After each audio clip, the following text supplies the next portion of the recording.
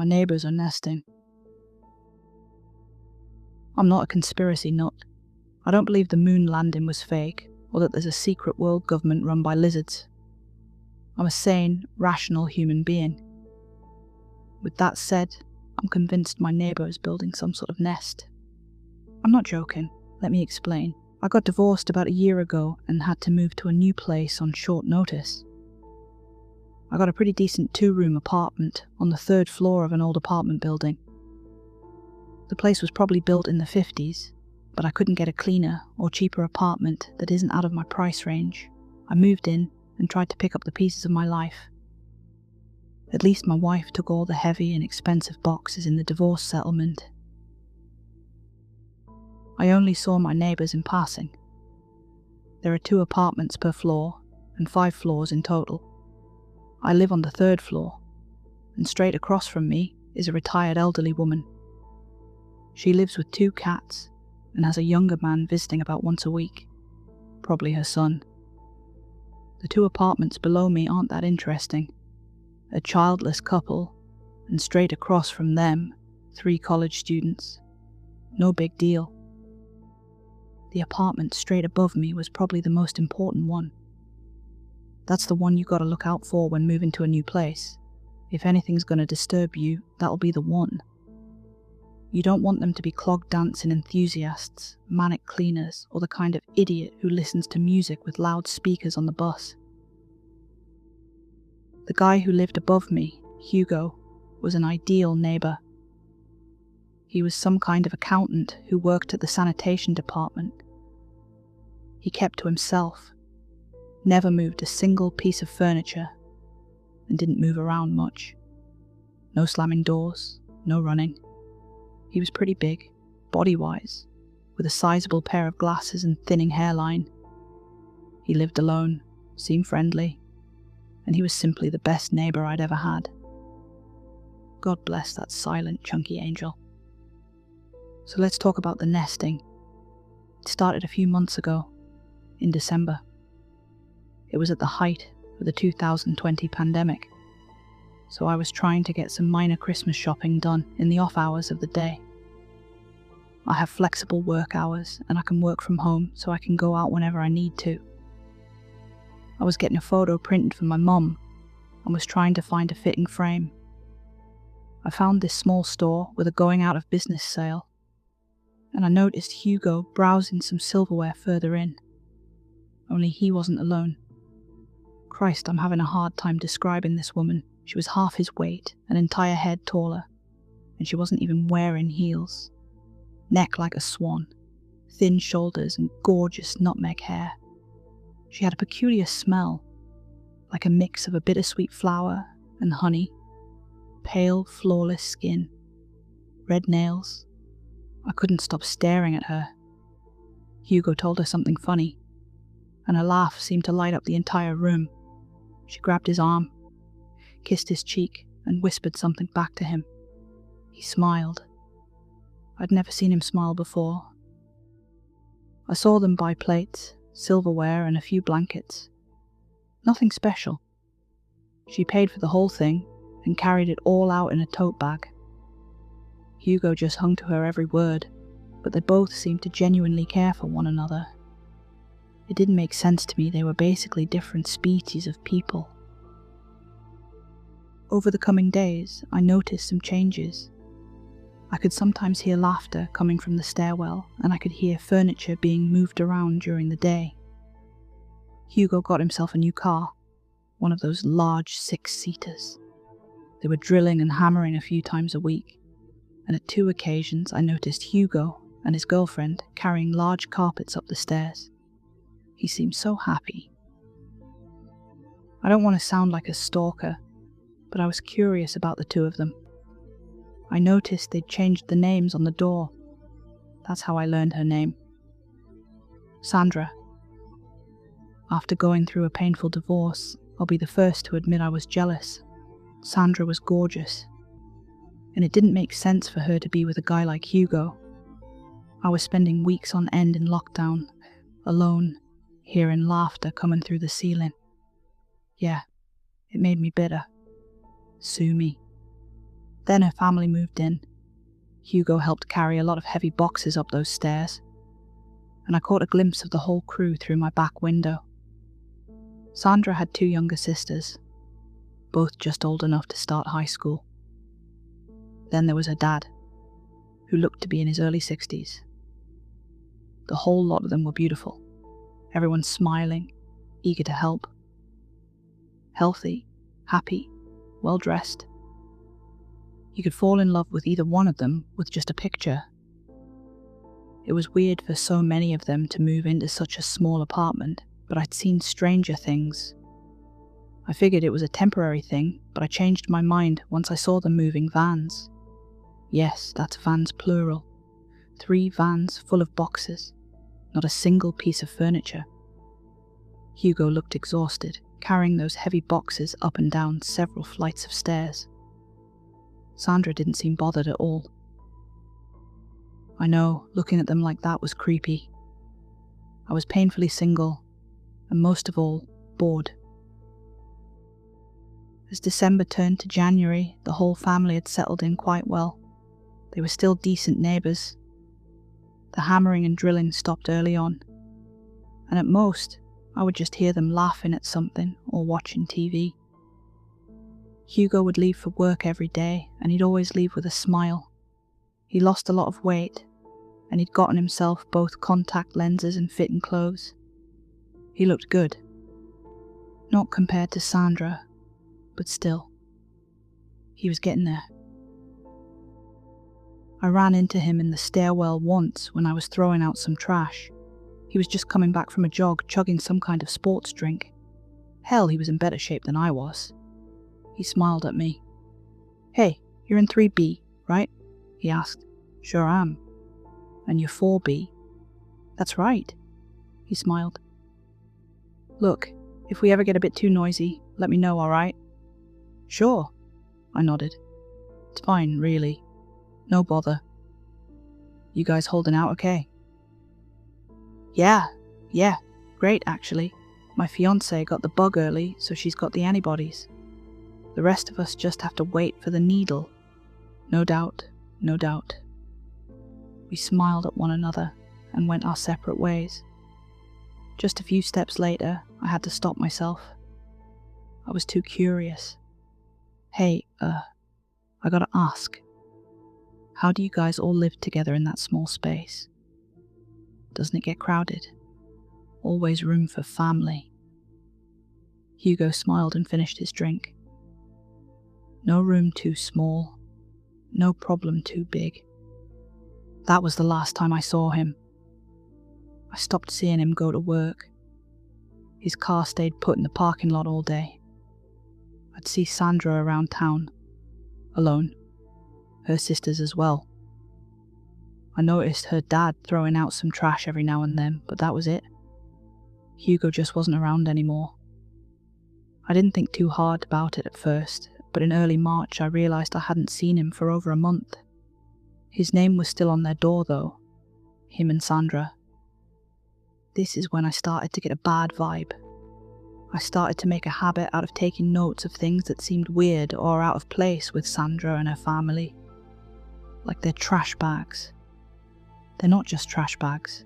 They're this big blue mesh type bags that are heat sealed at the top. Looks like something you'd use to throw out biohazardous waste from a hospital. They were round and packed to the brim, like beach balls. Then there were the nightly excursions.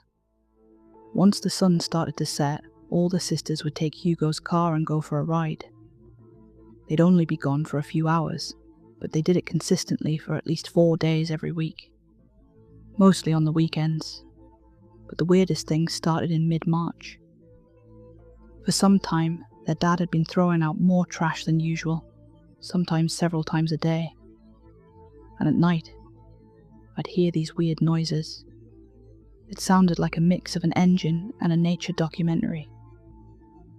This low, constant, droning noise. I tried recording it in my bathroom, where the sound was clearest, but it doesn't sound like much.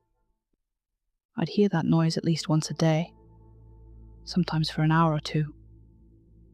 It wasn't loud, but it is such an unusual sound that you can't help but to listen. Things escalated gradually. Sometimes I'd watch them come back from their drive with duffel bags full of something. At one point, they just had armfuls of branches and firewood. I made notes of all of it, complete with time and date. I was a bit obsessed. I even got out in the middle of the night to check one of their big blue trash bags. I poked one open and felt this intense dirt smell. The bag was just full of some kind of white ceramic and broken glass. I took a piece of the white stuff back home just to get a closer look. At this point, I still thought they were just weird people who'd done something to Hugo. I was still trying to piece it all together. That's the literal thought that made me realize this was something else entirely. To piece something together. I gathered the rest of the white ceramics from the bag and pieced it together. Super glue, an egg. An actual egg, large as a football. This was the remaining shell. I didn't know what to think. I just hid it. All of a sudden, I started seeing that family in a whole new light. Branches, boxes, bags full of something smelling of dirt. In my notebook, I just made a single entry. They're nesting. At this point, it was the beginning of April, and my job was opening up to having people coming back into work. We were forced to come in at least twice a week to note our hours and report to our supervisor. I didn't mind getting out of the apartment for a while, even if I had to wear a mask and keep a lot of distance. It was fine. Once when I was coming home, I noticed my front door open. The old lady across from me was standing in the hallway, holding one of her cats. Something was going on, and the neighbours were antsy. Just as I was about to enter, Sandra stepped out of my apartment. She fixed her brilliant smile on me, that creepy, gorgeous smile. "We heard noises," she said. "The door was open, and your fire alarm was going crazy." Is there? "It's fine," she said. The super opened it up to see if there was a fire. I walked up to her, and she stepped aside. I gave her a long, questioning look. "Fire alarms don't just start by themselves," I said. "Where's the super?" "He got a call," said the lady across the hall. "He looked upset." "He did," nodded Sandra. Sounded serious. "I'm sorry if you were all worried," I said, "but please respect my privacy. You can't just go in." "I was just waiting for the super to get back. He forgot to lock your door." "Well, now I'm here, and I can lock it just fine. Thank you." I closed the door, locked it, and looked over my apartment. My notes were gone. The eggshells were gone. My computer had a hard drive malfunction, and there were screws missing from the chassis. Now they knew. The sisters started noticing me more and more. They waved at me every time they took their nightly drive. Their dad gave me a cold look every time he threw out the trash, now in regular non-blue bags. The sounds at night stopped, and I never saw them carry anything inside. I was sure they'd just switched up their schedule, but I wasn't sure. I'd run into them more frequently in person. They'd accidentally meet me in the stairwell every time I went outside. Sandra was always polite, but that smile was hiding something. I felt it. Then there was water damage in the ceiling of my bedroom. Something foul-smelling. There was something heavy up there, and the ceiling had started to bulge. I called the supervisor about it, but some man kept telling me that I had to have the papers for an insurance claim before they could fix it. It was bullshit, and they were stalling for time. I think they were trying to cover the fact that the super hadn't been in for at least a month. I'm not stupid. I knew the super didn't have an assistant. The thing is, I hadn't really been paying attention to my other neighbours. The couple downstairs and the college roommates, they moved out a month earlier. I didn't even think about it. Now I had 8 new neighbours, and they were all very, very pretty. 6 women, 2 men, all in their early 20s and dropped dead gorgeous. The entire apartment complex was full of them now. That weird sound I used to hear seemed to come from every direction at night. They were not even hiding it anymore, they were just carrying all kinds of weird trash up to their apartments. Branches, firewood, plastic, bag after bag of fertilizer, and planting dirt. Last week, there were more moving vans coming. Everyone was going outside to help our new, beautiful neighbours carry their stuff inside. I felt trapped in my own apartment and decided, once and for all, to just leave. Once I stepped into the stairwell, I noticed 8 of them looking at me from all over. They were on the floors above, below, even straight across. Yeah, seems the old lady with the cats moved out as well. Then they screamed. They all just screamed, in unison. They were like animals trying to scare away a predator. I could hear boxes dropping and footsteps approaching. I panicked. I glanced at them and burst into a sprint. There were open mouths, screaming, feet running, eyes large and dark, like cats getting ready to pounce on a mouse. I took the fire escape out the back, ran, twisted my ankle, and got in my car. I just drove. Something pounded on my back windshield, but I got away. And now I'm here, posting about it. I'm not sure I should look into this. I just want to get as far away as possible. I don't think I'm safe yet. I'm staying with my brother, and just the other day, he told me there was a beautiful young woman asking for me while I was at the grocery store. Reddit. I don't know what this is or what they're doing. All I know is that they're nesting, and people are going missing. God, I can't get that noise out of my head. That scream. Those faces. Hi everyone, thanks for listening. If you enjoyed it, hit subscribe, like, and maybe join the membership so you can say I was here before she got weirdly famous. Perks include cool emojis, member badges, early access to videos and more. Oh, and I've lowered the top tier price right down to its minimum just in case anyone fancies an upgrade. You get everything from the first tier, plus merch discounts, member-only videos, and also have a story written about you if you stay for 3 months. Which would be a pretty cool thing to tell your friends, right? Yes, it would.